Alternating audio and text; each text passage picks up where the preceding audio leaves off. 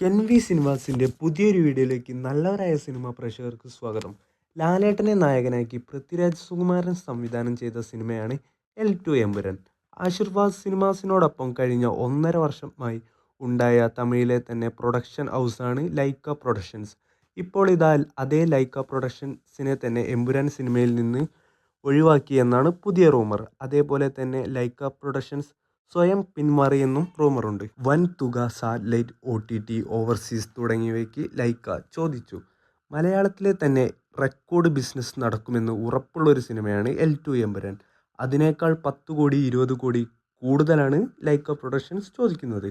അതുകാരണമാണ് എമ്പുരാൻ്റെ പുതിയ അപ്ഡേറ്റുകൾ വരാൻ ഇത്ര വൈകുന്നത്. തമിഴിലെ തന്നെ ഏറ്റവും മോശപ്പെട്ട സാഹചര്യത്തിൽ നിൽക്കുന്ന ഒരു പ്രൊഡക്ഷൻ ഹൗസാണ് ലൈക്ക പ്രൊഡക്ഷൻസ്. അവരുടെ അവസാനമായി ഇറങ്ങിയ PS2, ലാൽ സലാം, വേട്ടയ്യൻ, ഇന്ത്യൻ 2, വിടാമുയർച്ചി തുടങ്ങിയ എല്ലാ സിനിമകളും വൻ നഷ്ടമായിരുന്നു. അവസാന നിമിഷത്തിൽ ലൈക്ക പ്രൊഡക്ഷൻസ് പിന്മാറിയാൽ ഇത്രയും വലിയൊരു സിനിമ ആശീർവാദ് സിനിമാസിനോട് ഒറ്റയ്ക്ക് ഡീൽ ചെയ്യാൻ കഴിയുമോ എന്നാണ് അടുത്ത വലിയ ചോദ്യചിഹ്നം.